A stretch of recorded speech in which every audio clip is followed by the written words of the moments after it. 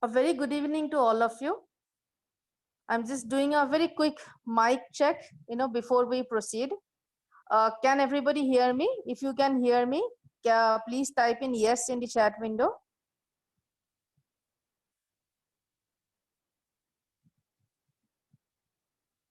Okay, great. So thanks for joining us on a weekend. I understand that a lot of you are probably looking for options for fall 2020 or spring 2021. So we will be talking about those. And there are colleges, universities which have extended their deadlines and which have waived off the GRE requirement in the light of the COVID-19 situation. So we will be talking specifically about those options. So the information is to be given by two of my colleagues. My first colleague is Mr. Rajan Bhatia. He heads our admissions counseling division. He works closely with numerous universities and across the world, and primarily US, obviously. He has been with Jamboree for close to 8-9 years now, and he has handled like more than 1,000 students by now.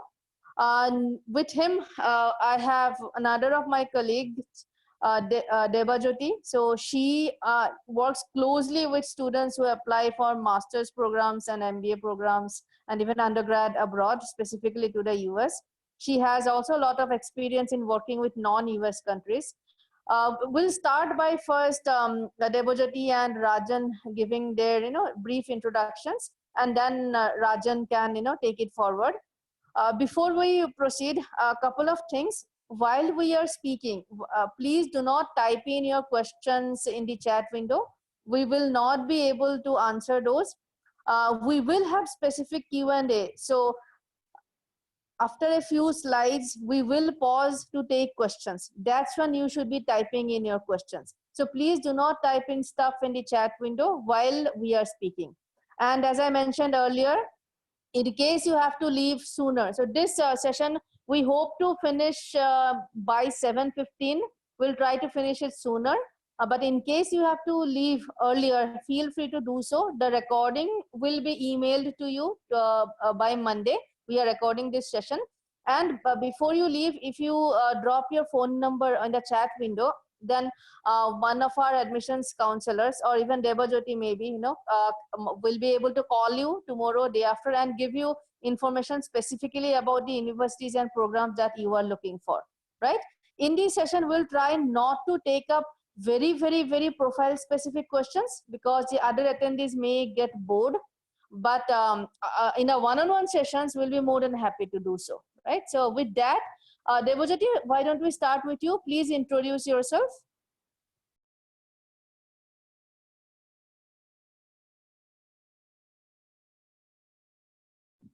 Debajyoti, are you there?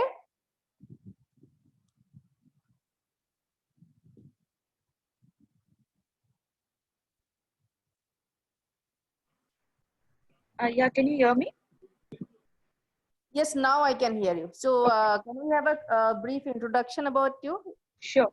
So it's me, Devjyoti Biswas, and I look after the alliance admissions with Jamboree. So it's been quite a time now that I have been sending students to not only US but other countries also, and not only with high profiles but with average profiles too. So maybe I can reach out to each and everyone individually and have a profile discussion, and maybe I can help you with the admissions for fall. So anybody who wants to get in touch can also leave the number. So I'll get in touch by Monday.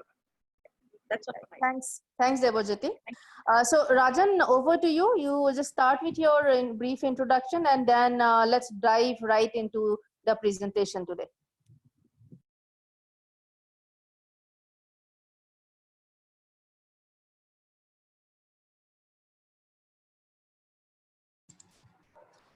Thank you, Arjuna. Am I audible to each and every one of you? Yes, I can hear you. Okay. So thank you, Arjuna, for setting up this session, and I would also like to welcome all you students for taking your time out and becoming a part of this valuable session. So just to give you a small introduction, my name is Rajan Bhatia. I currently head the admission counseling business at Jamboree. And with the experience of around 16 plus years in this study abroad industry, I have assisted thousands of students in realizing their dream of a good study abroad education.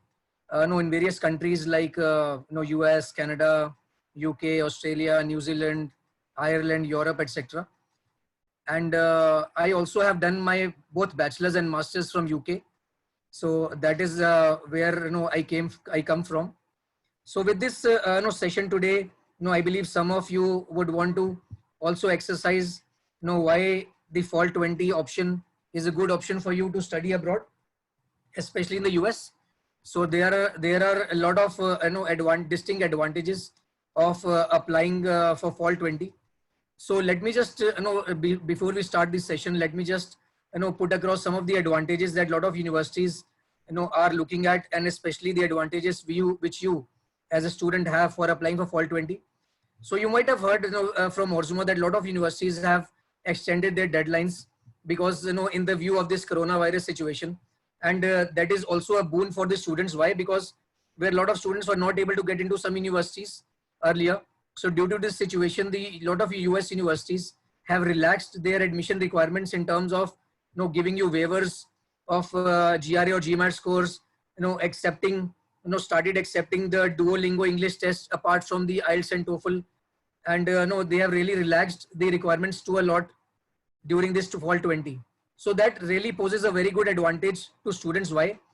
Because it also gives you an added advantage to apply to these universities and seek admissions. Because of the relaxed admission requirements right now, the same universities will not, I'm sure, will not give the same relaxations for next intakes, and which means that the competition is going to increase in the future intakes, especially in fall 21, where a lot of universities and a lot of students will apply. So the competition is bound to increase. That's first. Secondly, another advantage, even if you start the fall, a lot of universities right now, just to tell you, are so confident that they plan to start this fall 20 intake on time in person. So there have been a lot of discussions among a lot of US universities. I'm in touch with a lot of US schools. So they really plan to start this fall 20 intake on time. So any apprehensions that you have in terms of the fall 20 not starting on time or fall 20 starting online, so I would suggest you to put that at rest currently, because the universities abroad, it is business as usual. They are doing the evaluations, they are giving admission offers, they are giving all the I-20s on time, and they plan to start it on time. And also, some universities are also contemplating the fact that if they are not able to start the fall 20 in August, so they might delay it with a month. So that means they would still start the fall 20 intake maybe by October. So that is the first and foremost advantage for you as a student of applying to these universities in this current intake, because there are some deadlines still remaining of good universities. So I will cover that in my PPT. The second advantage, even if a remote possibility that the fall 20 does not start in person or it starts online. So that is another advantage for a student, because even if you start the fall 20 online, and that means you apply for the visa in spring 21, so that also increases your visa chances. Why? Because first of all, when the visa officer sees your application, so they will see you as a legitimate student. Why? Because you would have already covered a semester as a student of that university online. So you being a legitimate student comes in front of the visa officer, and since you would have already paid one full semester tuition fee to the universities, so that will also show your strong financial and economic ties to your home country. So these two situations would really work in your favor when you look forward to the visa interview in spring 21, and your chances of getting a visa approval really goes up. So these are some of the distinct advantages which are there to you as a student, especially when you apply for this fall 20. So as Orzuma suggested that you can type in your questions once I'm done with my PPT, and we will be able to take those questions one by one. So let me start now. Just to give, before that, just to give you a sense of the geography of the US. So as you know, US has around 50 states in total. So this on the right hand side is all the east coast of the US, which has New York, Pennsylvania, Virginia, Georgia, Florida. This is termed as the east coast. And The other side is your West Coast, which forms states like Washington, Oregon, California, Nevada, Arizona. And then there is also the Midwest part of the US, which consists of Dakota, Texas, Oklahoma, Kansas. So US is quite geographically spread. And when you choose which universities to apply to, so I always suggest to you as a student, have all the locations in mind rather than sticking to one location, because that really diversifies your admission chances in the universities abroad for the course you want to study. So just to I've put the states as per the East Coast, West Coast, the Midwest part of the US. So the East Coast comprises of New York, New Jersey, Maryland, Virginia, Georgia, Florida, New York, Rhode Island, Massachusetts. The West Coast consists of California, Oregon, Washington, Alaska, Hawaii. Then you have the Midwest part of the US, which is your Illinois, Kansas, Minnesota, North Dakota, South Dakota, Wisconsin, Ohio. And then we have the southern west part of the US, which comprises of Arizona, Texas, Utah, Oklahoma. So this is how the US is quite geographically spread, and you should take your decisions wisely when you want to apply for your master's degree in these states. So before I go ahead, let me also brief you on some of the advantages that the US education system has or poses to you as a student.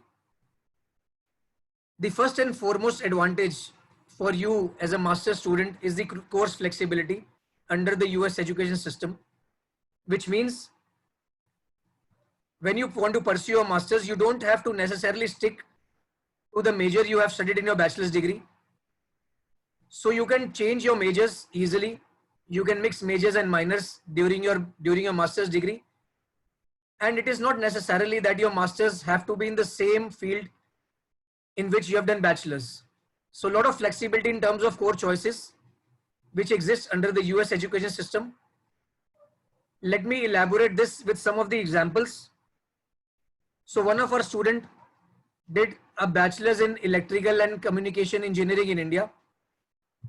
And then he went on to study MS in biomedical engineering, which is totally different from what he studied at his bachelor's level.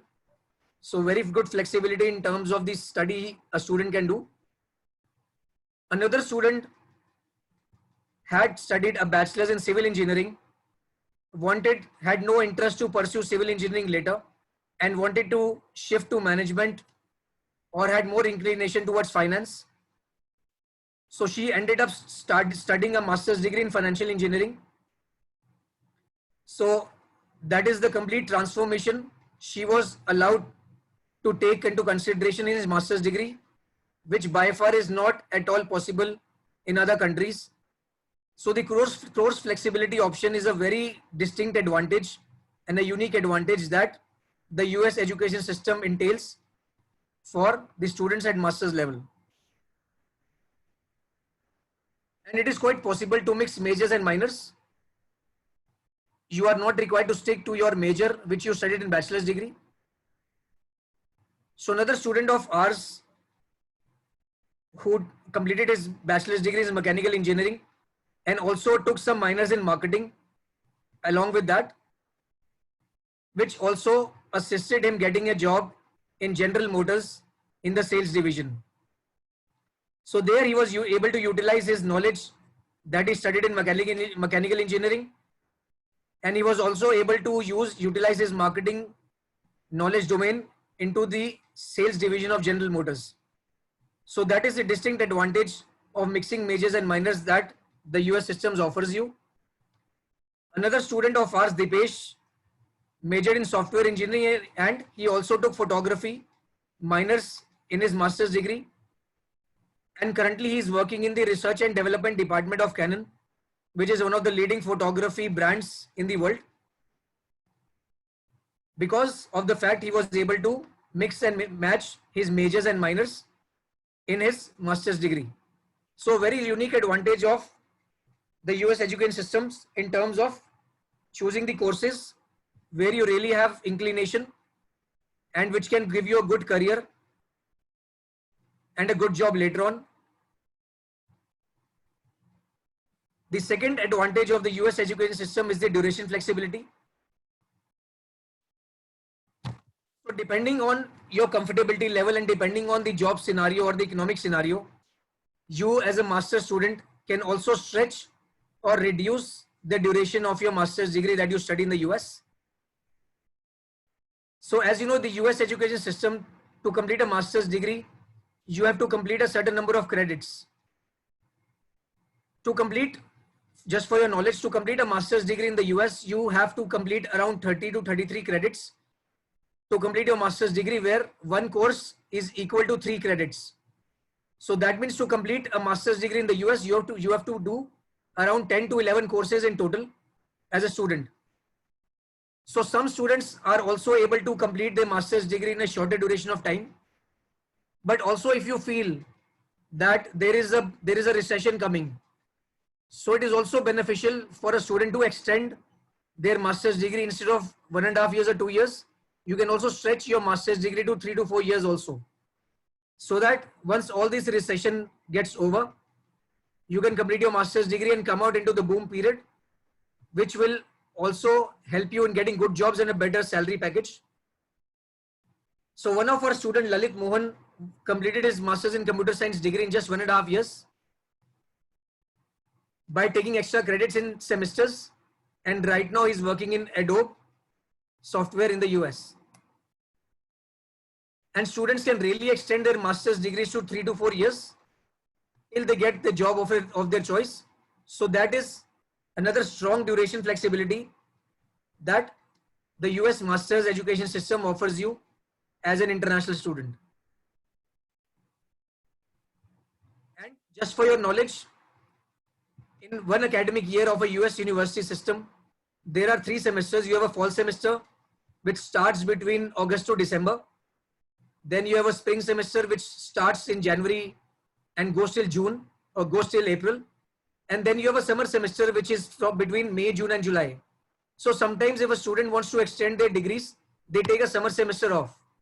Whereas in that period, you can also opt to visit India, or you can also opt to do internships in US or in India.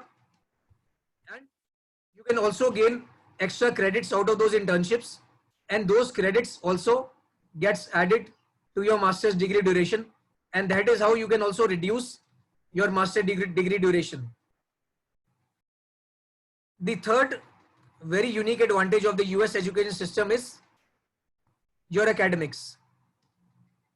So unlike the Indian education system, where the entire focus is on your final semester exams and your entire performance of the entire academic year is dependent on that one particular day when you take that final exam.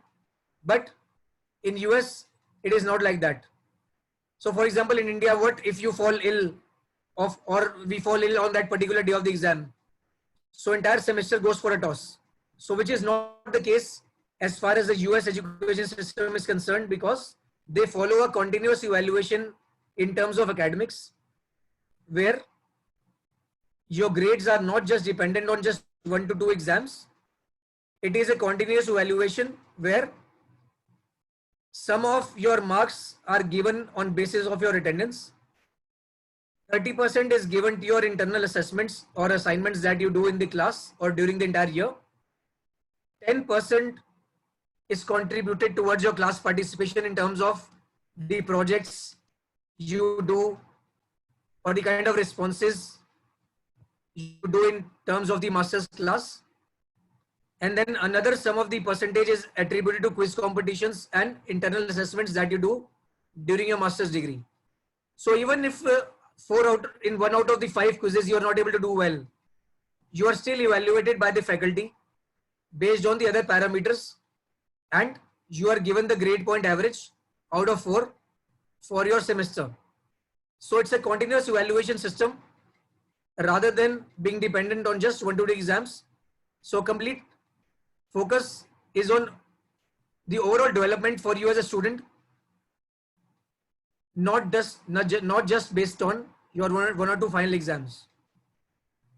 Lot of practical learning, whereas the credits, as I mentioned, you can earn a lot of credits through internships and co-ops.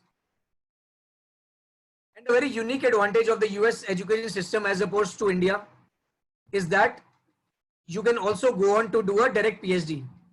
So for example, if you do well in your bachelor's degree in India and you have a very strong research domain or a research acumen in your profile, so there is a possibility that you can also go on to do a direct PhD in the US. So for example, one of our student, Mahima Joshi, got admission to PhD directly from bachelor's degree in computer science from Dehradun Institute of Technology on 100% scholarship. So your research work counts a lot in your PhD application. And the best part of a PhD admission in the US is that PhD is exempt from the H1 visa and you directly qualify for a green card in the US once you complete a PhD from that country. So very strong academics in terms of the education system that the US universities have. And last but not the least, another advantage of the US education system is you can transfer out to other universities which are better or cheaper than the universities you started with. So for example, one of our students got admission in California State University, Northridge. And immediately after the first semester, based on his GPA, he was able to seek a transfer in UCLA, University of California at Los Angeles. Another student got admission in SUNY Stony Brook for the MS in Mechanical Engineering. And immediately after the first semester, based on his scores, based on his academics, he was able to seek a transfer into Virginia Tech. So transfers, as far as transfers are concerned at the MS level, they are quite common. So you can easily transfer into better universities or cheaper universities as per your profile and also based on your performance. So these are some of the strengths that the US education system boasts of. Complete flexibility in terms of academics, the duration, continuous system of evaluation in terms of your academics, and transfer options are quite common in the US education system, so which is a very strong education system in the world. And they want to make you feel comfortable as an international student so that you can excel in whatever field or arena you want to enter, and you can be successful in your careers and jobs you take later on in your careers. So now let us look at what are the various course options which you can study at the master's level as an international student. So obviously you can do a master's in your own current field. For example, you have done a BTech in computer science, so you can go on to do a master's in computer science or a master's in software engineering. For people who are from electronics and communication background, they can do a master's in electrical engineering, computer engineering. People from civil engineering can go to civil engineering again, or structural engineering. So you can do a master's in your own field. Or people who have an inclination towards finance and don't necessarily have to stick to their own current field, so they can do a master's in computational finance or a master's in financial engineering, who want to explore the arena of financial engineering. So they can complete a master's in that domain at the master's level. A very unique course that a lot of universities are offering right now is a combination of engineering and management. So it's called an MS in engineering management, where 50% study is done in case of engineering and 50% study you do is about management. So for people who don't want to stick to totally the technical field, so you can do a combination of engineering and management, which is the MS in engineering management. For people who want to switch to management, they can also do an MS in MIS. So which is the Masters of Management Information Systems.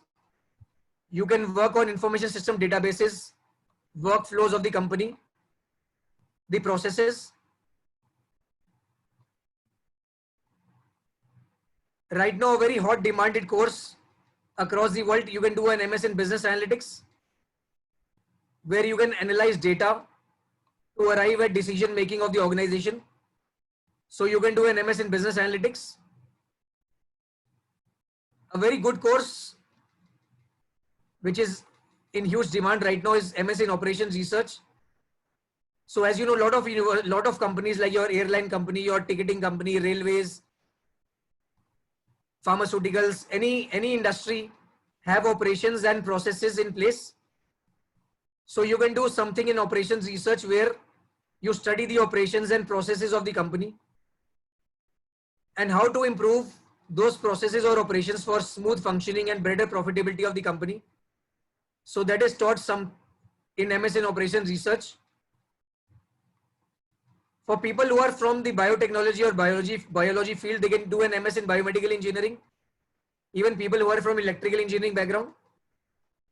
So you can do something in MS in biomedical engineering.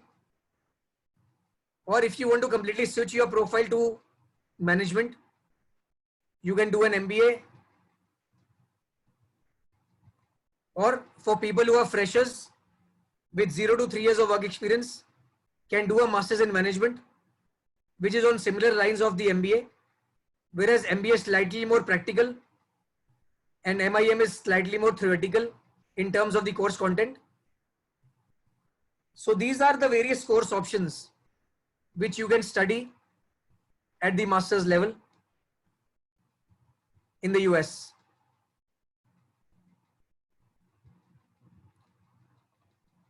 So what are the various admissions criteria to fulfill the university's requirements to get admissions in these universities?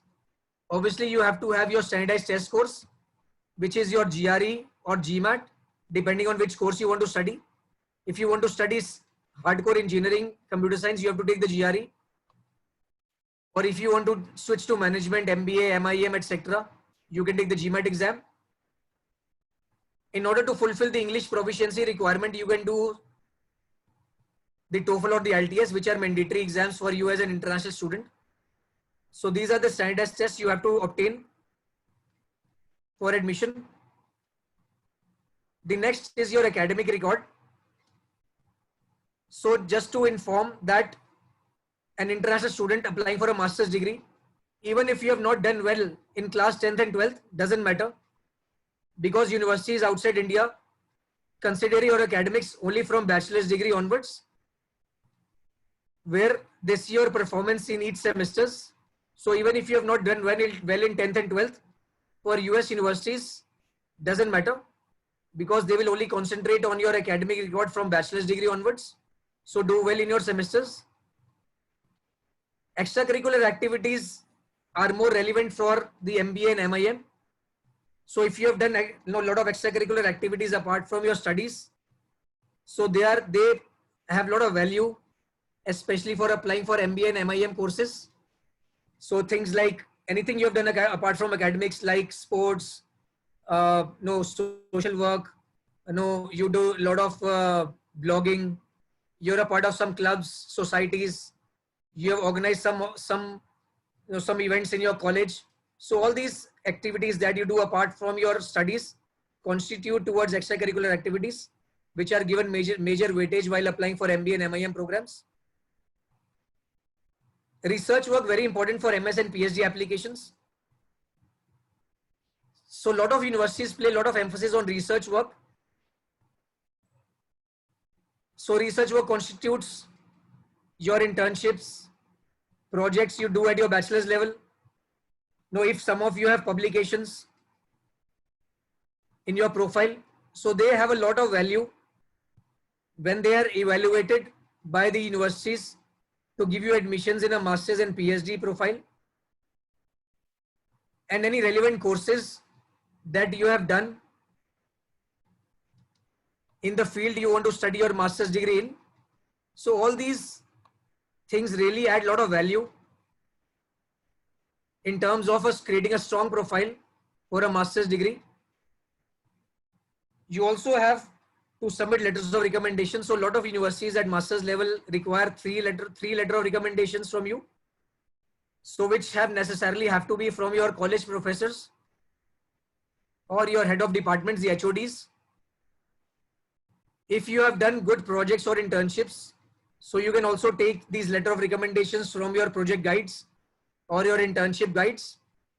And lastly, you also have to write a detailed statement of purpose, which is the SOP, for these universities at master's level. So what is an SOP? The SOP is where you mention what is your purpose of studying a master's degree.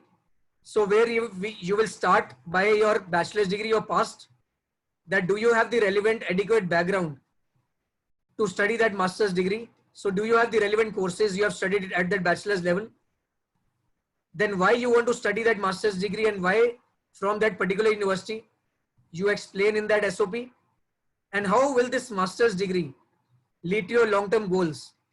So that is your past, present and future, which you mention in the SOP. And that is the purpose for which you want to pursue this master's degree in. That is the purpose you explain in detail in the SOP. So always stick to 1 to 1.5 pages for your SOP. So universities don't prefer reading very long SOPs. So 1,000 words or maximum 1.5 to 2 pages is an ideal length of this statement of purpose. And in some of the cases in terms of MIM, Masters in Management or MBA, or some of the top schools for MIS and Business Analytics, you also have to have a lot of interviews. So some universities, top universities also take interviews.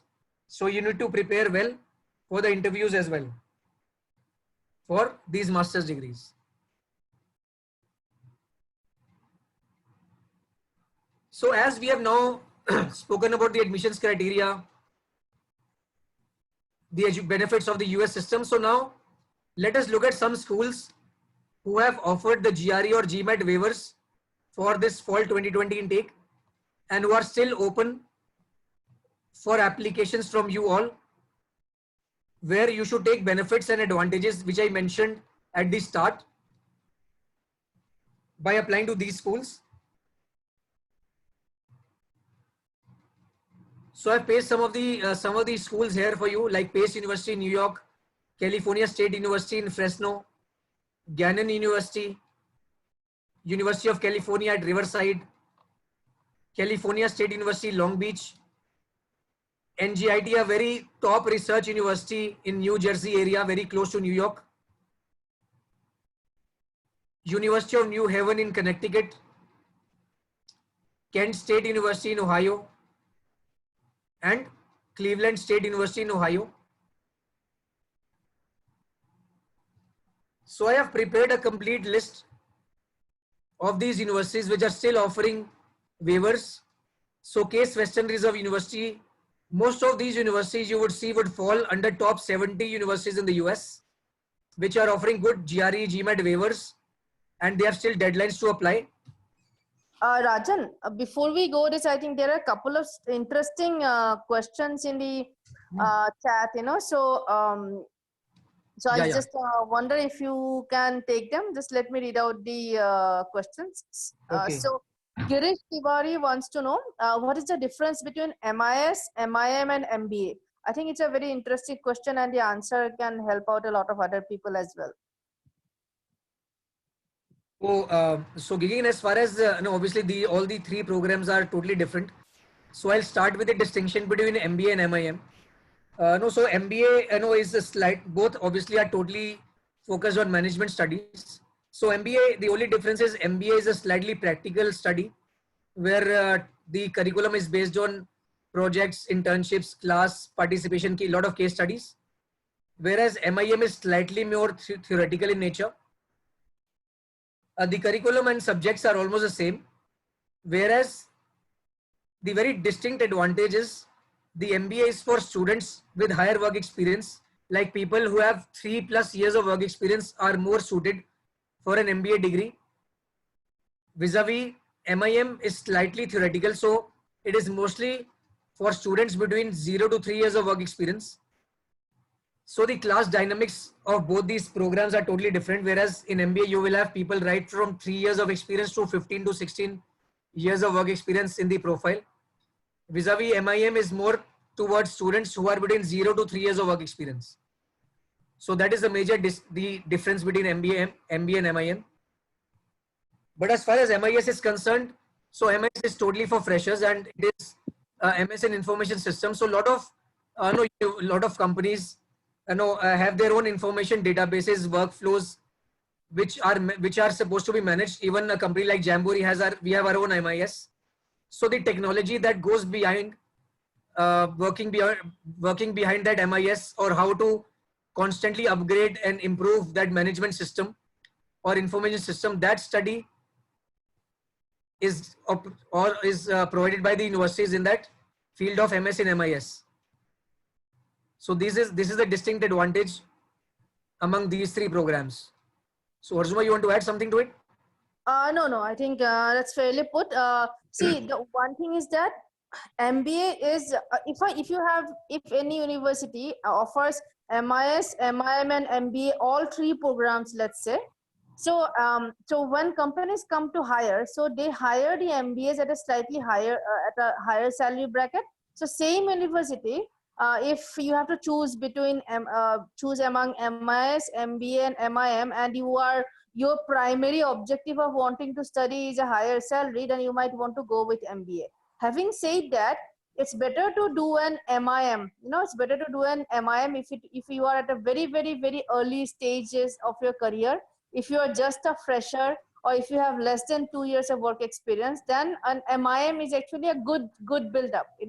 After the MIM, you will get really good work experience, and then at a later stage in your career, you can end up actually doing an MBA from a really top school, right? So Rajan, another interesting question. Mahadev wants to know, what's the difference between data science and data analytics? So data science is totally there's not much difference there, because both these studies are aimed at crunching of raw data. So data science is mostly mining of raw data and giving it a proper shape and structure in terms of helping the companies later on to crunch that data. And a slight difference in data analytics is, again, when the data is given a proper shape and structure, so how to analyze that data for more proper decision making for the company and organization, to arrive at better profitable models for that organization. So that more analyzation job or analytics job is more of a relevance in data analytics. So which is slightly an analytical approach, vis-a-vis data science is totally crunching and mining of data for giving it a proper shape and structure. So that is a major difference between both data science and data analytics.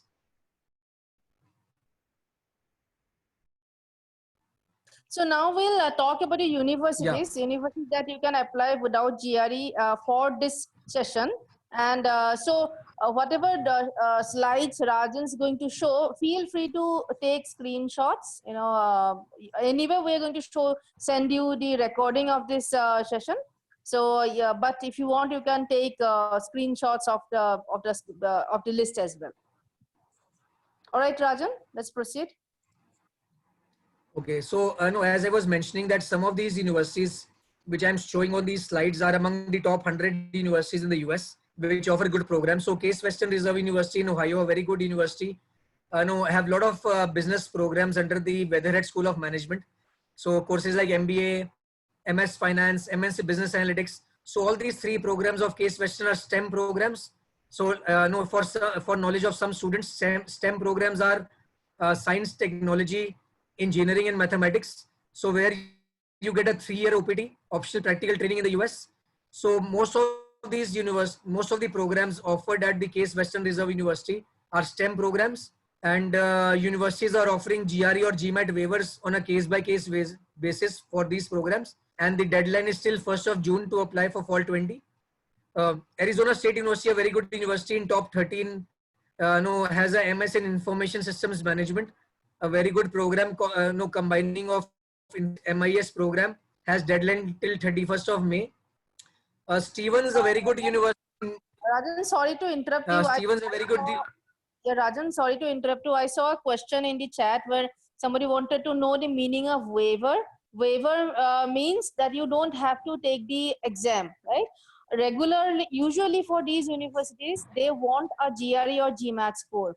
but they understand that because of the current scenario, all the test centers are closed. So they understand that people may not be able to take the exams. So as a special case scenario for the semester starting this like August, September, they have extended the deadlines and they are saying that, okay, if you do not have a GRE GMAT score, you can still apply. We will look at the rest of the profile and take a decision.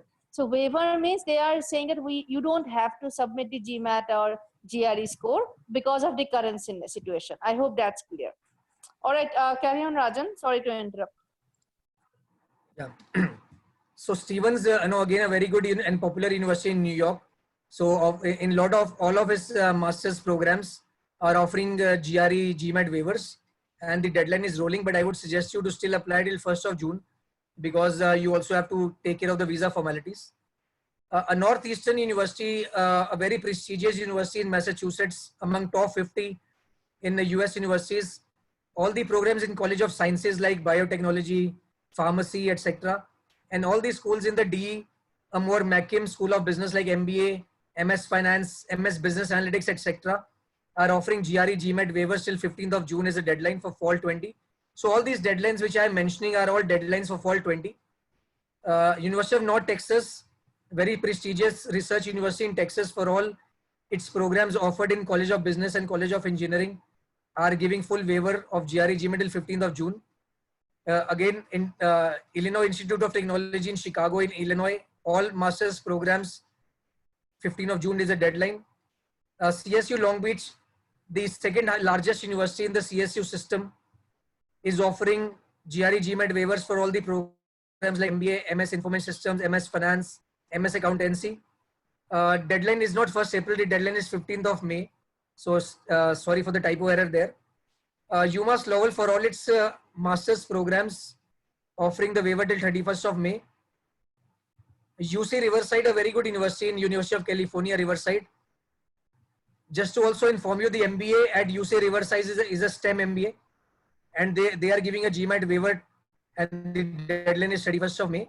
NGIT, a good university in New Jersey, for all its master's programs, giving GRE waiver till 1st of June. So just to tell you, NGIT spends around $1 million every year on research on various programs.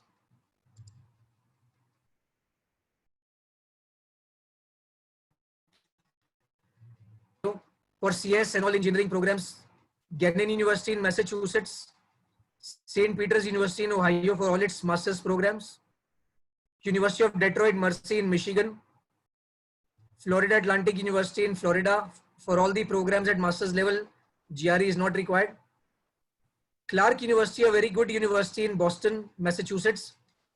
For MS1, these are all STEM programs: MS Marketing Analytics, Data Analytics, MS Marketing, MS Management, MIM. No GRE GMAT is required, and deadline is 1st of June. California Lutheran University, which is ranked 16th on the west coast of California. For MS in IT program, the GRE is not required. Seattle Pacific University in Washington, St. Louis University, SUNY New Paltz, for its MS in Computer Science program, the GRE is not required. Rajan, at this point, let's pause and take some questions. I see some people raising their hands. So I'm going to give you mic access to the people who's I see their raised hands. Right? Yeah, so yeah. the first person I'm giving mic access is Darshil. Darshil, you can unmute yourself and ask your question.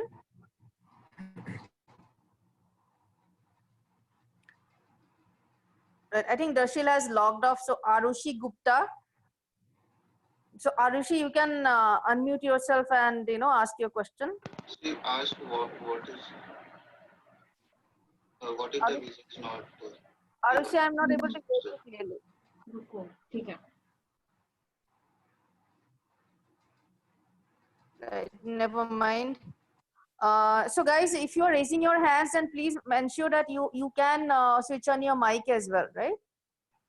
So Pallav Bhatia, and please ask only one question. We will not be able to answer 5 questions for one person because other people are also waiting. So Pallav, I am giving you mic access. Please ask your question. Hello, can you hear me? Yes, Yeah, we yeah. can. Yeah, good evening, everyone. I just wanted to ask that I have not yet given my IELTS or GRE papers yet because of the lockdown. It was planned. Okay, so how soon I can get into a program in this fall or in the semester without with all the documents and the processes? I need to get as early as possible in a good state university in terms of mechanical energy, engineering, or material energy in those fields, engineering fields. And Pallav, what is your bachelor's degree and percentage? It's BE, BE from mechanical engineering and 82%. I'm the university topper, Okay, that's gold good. medalist. So, And I have also done my minor in a research paper published in nanoparticle science, and my major was also in material science project only. So I wanted to be in that field only. So without GRE and IELTS, now can I get into an admission in the fall or maybe in the spring? Pallav, no, as I was mentioning that, no, a lot of these universities, if you see, where I have mentioned a lot of, no, mechanical engineering options or all, where it says all programs, which means these universities have waived off the GRE requirement for this fall. And even if you have not taken the IELTS, so the lot of universities have deadlines till 1st of June for fall 20. So one option is obviously the you can take IELTS at home because that's an option. And otherwise, if you're not able to take that, so a lot of some of these universities also are no accepting the Duolingo English test, which is the DET exam, for which the results comes in 48 hours. And lot of universities are accepting the DET exam score for admission in fall 20. So these are some of the options which you can apply immediately. So for some examples to give you, like Cleveland State University, Stevens, NGIT, no, etc. These are very good universities for both mechanical and the program you want to go for. And they are waiving of the GRE requirement, and you can just take the IELTS or TOEFL at home or the DET exam to enter into these universities for the fall 20 intake also. Thank you so much, sir. Sir, I just wanted to ask another question that I am available to give these exams. So how soon I can apply? Means how to apply, and because the universities which I checked yesterday have no options of applying, they have they disabled the apply now link on their website. What See, to do now? lot of universities have stopped taking applications. So, Yes, exactly. but the universities which I'm mentioning, they are already open for fall 20.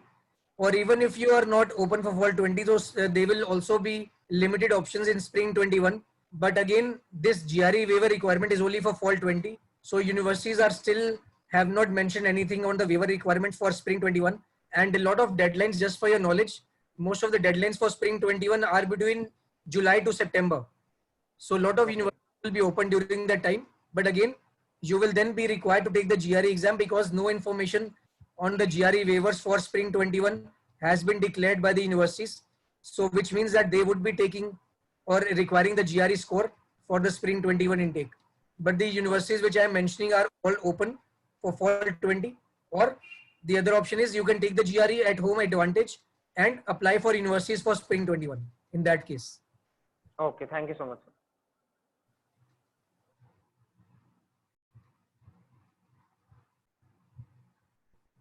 Yeah, Orzuma, any other question?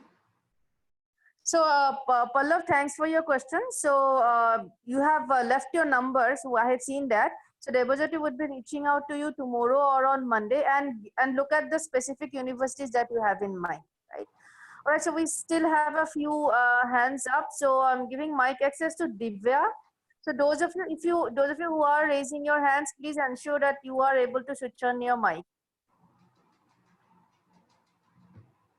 So, Divya, you can unmute and ask your question.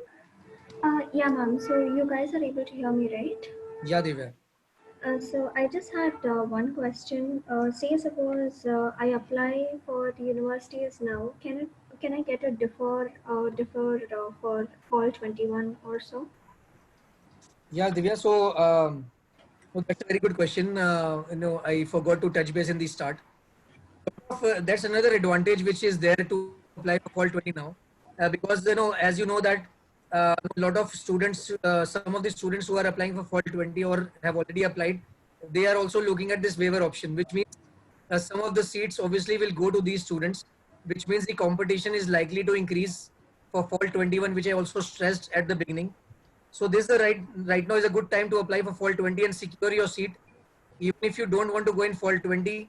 So a lot of universities are giving the deferral option to students for fall 21. So that will also put you in a unique advantage that you will also have your seat, admission seat right now only for fall 20, and then which you can later on defer to fall 21. That will always be in your favor. Okay. Yeah.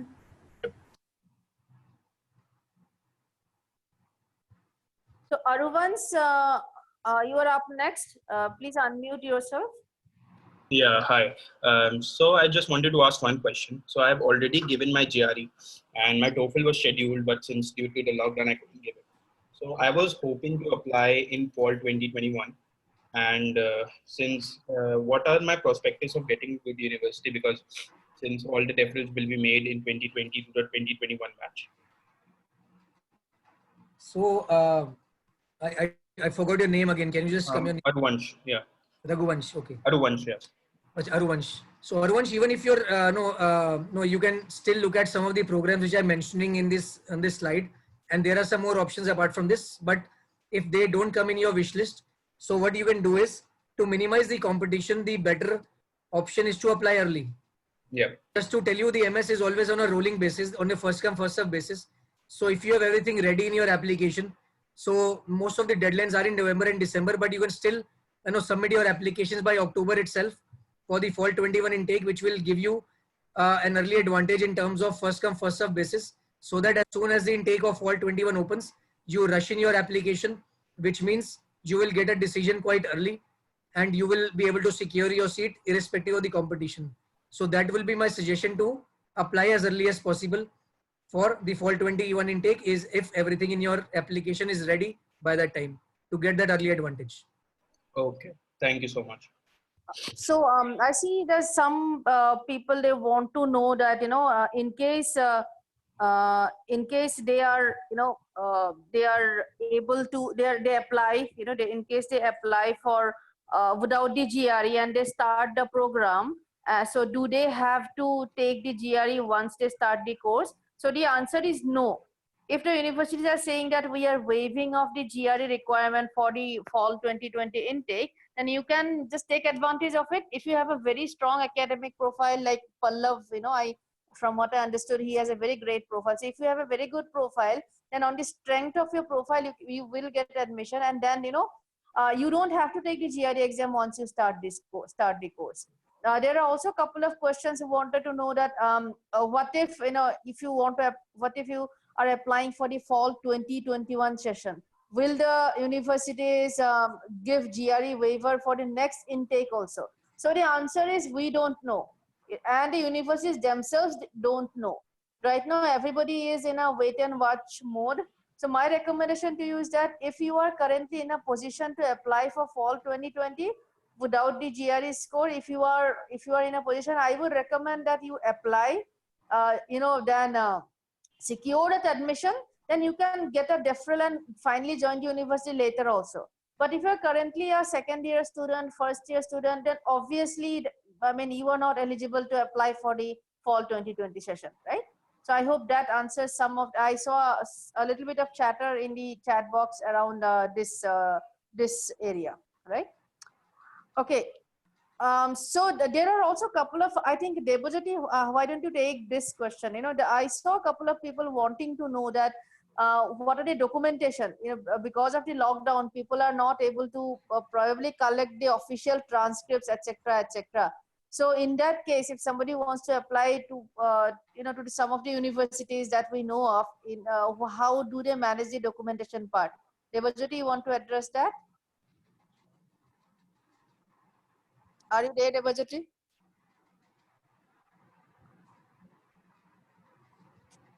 Yes, Debojyoti, can you hear me? Are you there?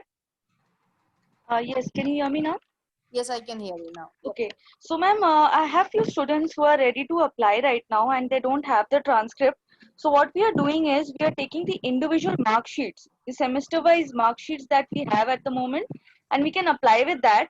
and we can get a conditional offer on which we can give the transcript once we get the admit. So that is possible. All right. Okay. So I also saw a couple of students wanting to know about, that if they apply now and get the admission, what will they do for the visa, etc., etc. So the thing is that, the visa, you have to get a visa. So you will, once you get the admission, you apply for the visa. Once, you get an I-20, then you apply for the visa. So that is actually not that much of a problem, if I have understood your question correctly, right? So there are Avani Modi. You can feel free to ask your question. Yes, sir and ma'am. My question is, I belong to a medical background. I'm a dentist. So, any of the colleges which are open for masters in public health or masters in health administration? And Rajan? also, what if even letter of recommendations and everything? Like our hospitals are shut. So, how do we reach out and like even if they are open, how do we do that? So I think she has two questions. Firstly, in the list of universities and programs, Rajan, do we have any MPH, MHA, that kind of program? And secondly, Still open for all. Yeah. right, that are open, I get it. And the next part, Avni, actually all the universities, they need online letter of recommendation. So as long as the people, your recommenders, as long as they have internet, I don't see that to be a problem. Okay. Right. So Debajyoti, what do you think?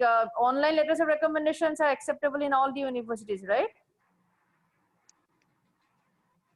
Debajyoti, do you want to come in?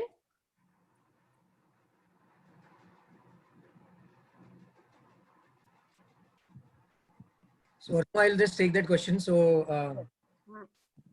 Avni, there are still some universities which are open for MPH and MHA.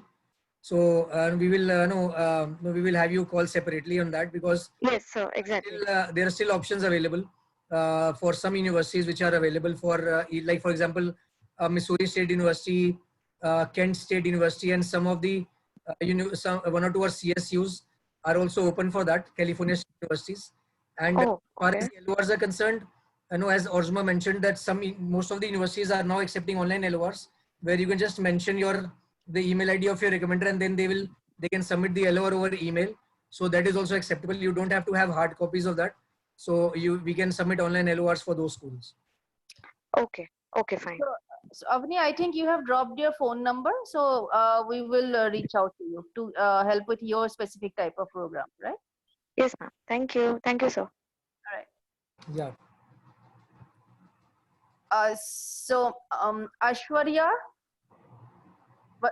can we know your question? Hi. I hope you can hear me. Yes, Yeah, we yeah. can. Yeah, hi. My name is Aishwarya. I'm currently working as a system analyst with a diagnostic company. I want to pursue my master's in MIS. And I also was planning to schedule my GRE in the month of May. But if I am able to opt for the current Fall 20 plan, I would be able to, I have all my LORs ready and I have my transcripts also ready. So how can I proceed ahead now? So, so Aishwarya, I know, as I mentioned, a lot of good universities are still available for, MIS, just to give you some, ideas of these, like, for example, if you say Arizona State University, a very top MIS program, they have, MS in Information Systems Management, and then you have NGIT, and then UMass Lowell. So these are all good, IIT Chicago. So these are very top schools for even CSU Long Beach. So very, very good, strong MIS programs for Fall 20 available in these universities, which you can clearly apply even without GRE and currently for Fall 20. But you need to hurry up, because a lot of these universities have deadlines till 15th of May. So we can still assist you for the MIS programs for this fall also. Oh, okay, that's great. Thank you so much. So Aishwarya, if you have dropped your phone number, if you have sent, then we will reach out to you and give you the specific university details, and we can probably start on your applications from Monday itself. Oh, great. Thank you so much. All right. Bye. So Naveen's been waiting for a while. Naveen, are you there? Naveen, are you there? Yeah, can you hear me? Hi. Yes, now we can hear you. Yeah, hi. This is Naveen. So my question is like, currently I'm working as in an IT company, and I have 5 years of experience, and I've given my IELTS. Now I want to pursue my MS in computer science, coming fall 2020. So I've scheduled my GRE, but it got postponed because of this situation. So I have my IELTS score ready, and all the LOs and the application documents are also ready, like the certificates and the LOs and the SOP, everything is ready. So my, Can you speak a little louder? I'm not able to hear you. so Tarjuma, I got his question. Okay, you got it. Fine. Fine. I'm not done yet. Yeah, I'm not done yet. Yeah. Yeah, okay. So like, is there any chance to get into a good university in a course of computer science now? Because I got the info from my friends saying that if you apply for fall 2020, or if you join in a college, there will be no chance of doing internship in the next summer. I don't know whether it is correct or not, but I got this info. So if you can give me the guidance on this, it would be great. So, so first of all, Ashwini, right? Sorry, Naveen here. Naveen, yeah, Naveen. So Naveen, no, as far as computer science is concerned, if you see the current slides, also a lot of Hello. Universities are still available for computer science. Rajan, I'm unable to hear you clearly. Your voice is breaking. No, so a lot of schools are still open for the fall 2020 intake. And as far as the internships are concerned, so even if you start in fall 2020, so once you complete 2 intakes, fall 20 and spring 21, so you will be eligible for the internship in summer 21. So you are not at a disadvantage there. So you can start your internship by summer of 2021 in the US.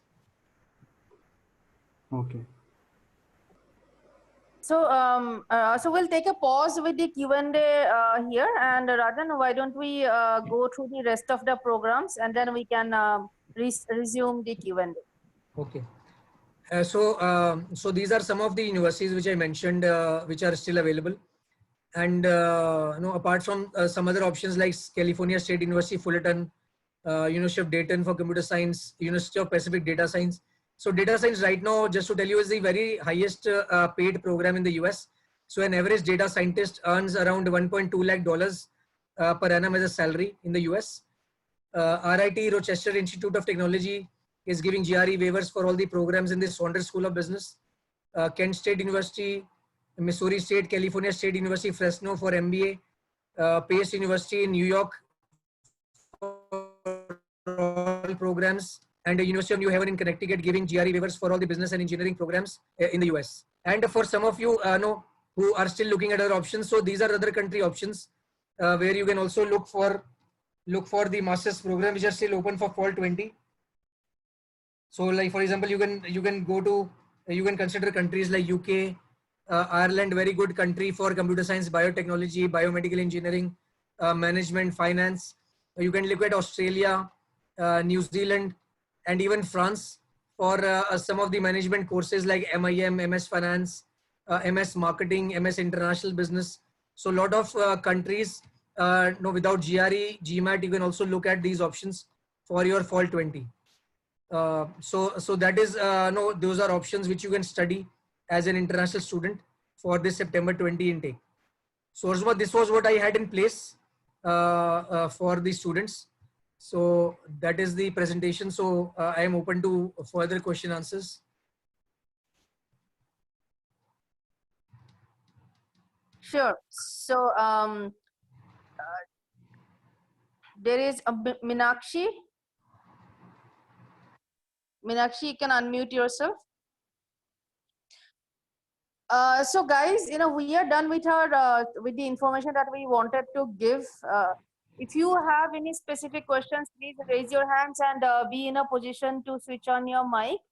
And in case you want Debajyoti or Rajan to call you and give you necessary information, we can do that. And please leave your number in the chat. By the way, we can, if you are interested, if you're like, if you are very sure that you want to take a shot at the fall 2020 applications, we are actually in a position to start your application process from Monday itself, right? So please leave your numbers so that we can take necessary action, right?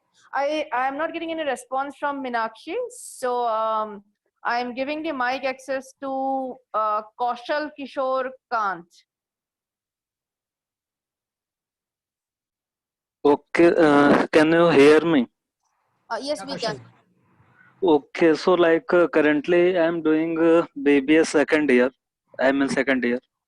Okay, so which course would be like I want to go for MBA. Okay, so like that I know that work experience is required for doing MBS. Almost many universities want. So, is there any university which do not want that work experience? And as soon as I complete the graduation, I can get into MBA. So, so Kaushal, you are in which degree? Which degree you're doing?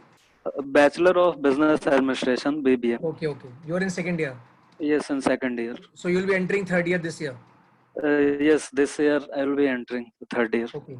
And any country preference you have for MBA? Country preference as of three countries I have in my mind: USA, UK, and Canada. Okay. So, like I want. Okay, I got your question. So, no, so Kaushal, no, even if you don't have don't have work experience, so obviously, as I pointed out, so you can also go for top MIM programs in the world. So for that, you will have to take GMAT exam. And one option is that you go for top MIM programs in the world, like London School of Economics, London Business School, HEC Paris, etc. The other option is that you can also take GMAT, and there are a lot of universities in the US which can offer you good MBA program in US and in US especially, and who also come in top 100, where GMAT is not required. Sorry, where the work experience is not required, and they can give you a good quality MBA education experience with your immediately after your BBA. So those lot of options are available for you as a student in the US also, and even in Canada. Okay, like which particular universities are there which offer without the work experience for that MBA program? There are a lot of universities in these countries. So maybe you can drop your number in the chat box so we can have someone call you and give you those options, because there are a lot of universities in US, UK, Canada who do not require work experience for the MBA programs. So we can talk to you on that separately. Okay, I have dropped my number so that you will be able to contact me. Yeah. Okay. We'll call you. Okay.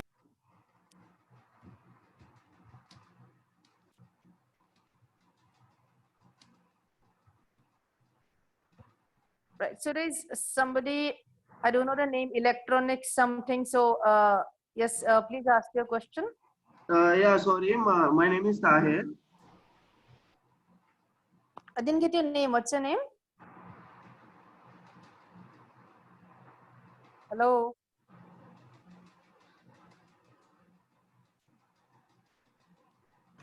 Hello, am I audible now? Yeah. Yes. Yeah, my name is Tahir, and I have a question regarding, I'm a pass out of 2017, and currently I'm working with a embedded system developer. It's a core job. So it's been 3 years I'm working with the same field. I would like to know that if I apply for fall, I had my GRE scheduled for June, but I don't think I'll be able to give that due to this lockdown issue. So I want to know that, is there any good colleges, and if we apply for fall 20, is there any chance of getting scholarship? My aggregate is 70%, and like I have a lot of extracurricular activities with me. So yeah. So let me take this, Rajan. See, the scholarships, universities, they give the scholarships to the top 10-15% of the admitted students. So unless you apply and get admission, it will be difficult to actually say what are your scholarship chances. Universities have not reduced the scholarship amounts, by the way. So so that has not been affected. But whether you will get a scholarship or not, that we'll be able to know only once we go through your entire details, your academic, which college you're from, what percentages, what kind of projects have you done, what are your paper presentations, etc., etc.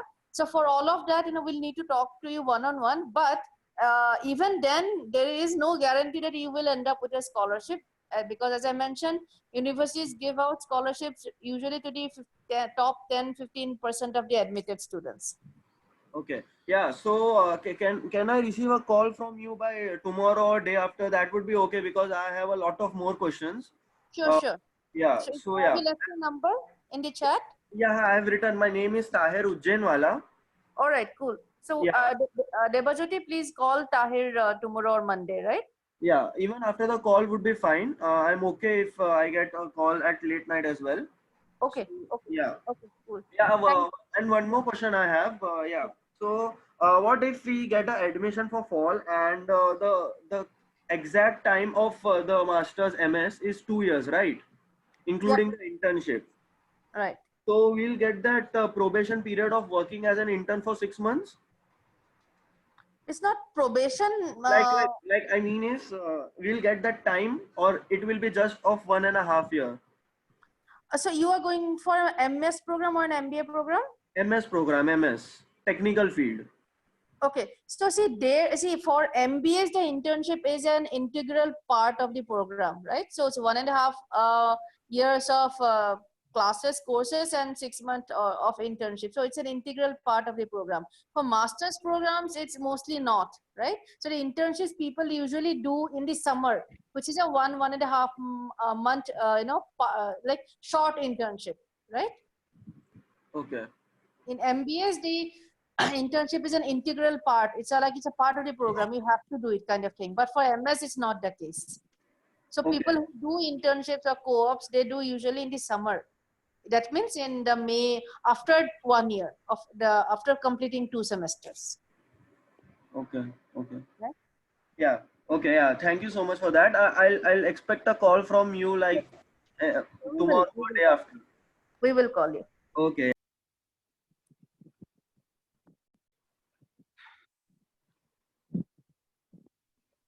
Pooja, we will be glad to take your question.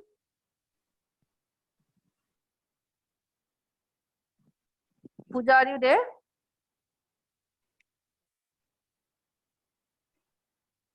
Okay, so Pooja, are you there? Right, I think Pooja is not there. Anmol, are you there? Yes, I'm here. Yes, Anmol. What's your question? My question is that if we get admission is in now fall 2020 without the GRE, can we get deferred and get admission in 2021? So Rajan, why don't you take this? So his question is probably if you get admission for fall 2020 without the GRE, and he wants to defer it. So when he finally goes for fall 2021, does he have to take the GRE? I think that is his question. Yes. Yeah. So no, as I also mentioned earlier that if you take admission right now without GRE, so even if you defer it for fall 21, your admission still stays valid, and which means you will not be required to take the GRE, and you can use the same deferral admit letter and to enter the university in fall 21 also. So if the university has given you an admission now, so they will stick to that, and you can use the same admissions letter and defer it for fall 21 without GRE. So it is up to us that we can defer it, or it is up to university. Sometimes once you get an admit, so some universities have a small deposit payment to make sure that you are a genuine student. So it is anyways between $200 to $1,500. So once you pay that deposit, and universities defer your admit, and then you can join it in fall 21. So it is obviously your choice also, but it is up to the universities whether they have a deferral policy. Some universities in the US have deferral options. Some universities don't. So a lot of universities are right now are giving deferral options. So which means you can take it the admit now and go in fall 21 also. So the deferral is quite possible. Okay, thank you. So we'll take one last question. So we've got Divya. So this is the last question of today's session. I hope you guys found this session useful. If we haven't been able to address your specific queries, I am sure you have left your numbers. Our team will be calling you tomorrow or on Monday. And as I mentioned earlier, we are actually in a position to start your applications from Monday itself, right? So in case we haven't been able to talk to you specifically or individually or even through the chat, please leave your numbers. So Divya, I'm giving you mic access. Yeah, ma'am, thank you. Rajan sir and Debajyoti ma'am, I would like to have a personal chat with you all, first of all, anytime tomorrow or Monday. Apart from that, my question is regarding scholarships. So I would want to know if I'm exactly eligible for the entry program scholarship from the university itself based on my marks and everything. And also, is it possible to get the sponsorship from the state government? If you have any idea about it, could you please suggest me, like how to apply and all that?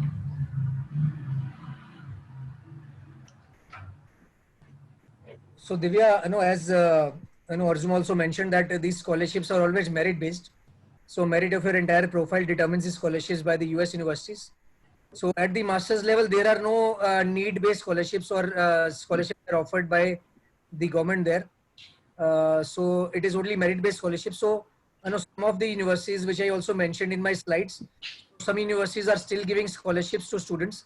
Like just to give you some examples, NGIT is giving a scholarship up to $5,000 to students, and similarly other universities are also giving it. But again, they are merit-based. So once you apply and taking into consideration all your parameters, all your credentials, universities are offering scholarships for fall 20. But again, totally based on merit, but there are no need-based scholarships available for international students at the US universities. Yeah, sir. So what about the sponsorship given by Karnataka state government? I also heard they are sponsoring for students who are willing to study abroad. Like most of the Indian governments are providing sponsorship for students. So do you have any idea about it? So they are mostly for the economically backward category. I mean, and like there are special scholarship exams as well. So we'd like to know more about your profile and the process for that. So if you have left your numbers, we'll call you and understand more about what program you want to do. And these scholarships, these government scholarships, are not applicable for all programs, or all streams, right? So it's for very specific streams. So we'll call you and then we'll understand whether they are applicable for you or not. Yeah, ma'am. So I've actually dropped my number. I'm not sure if you're able to see it. It's 7899838286. Sure. Don't say your number in the open forum. No, right? I've got it. I will call you. Don't worry. Right. Yeah, we have been collecting your numbers, right? All right. So that's all for now, guys. I hope all session useful. We will be sending the recording out by Monday, and and we will probably also be putting this up on our YouTube channel. So have a great evening, have a great weekend. Rajan and Debajyoti, thanks a lot for the information. Rajan, great information. Thank you all. All the best. I'm sure a lot of you will be able to get admission for the fall 2020 session. Thank you, Orzuma, and thank you everyone for attending the session. And we wish you all the best for your studies and your careers abroad. And stay safe. And all the best. Bye. We will be soon contacting you on your requirements. And till then, bye and thank you very much. Thanks, Orzuma. Thanks, Debajyoti. Thank you. Thank you, sir. Take care. Bye.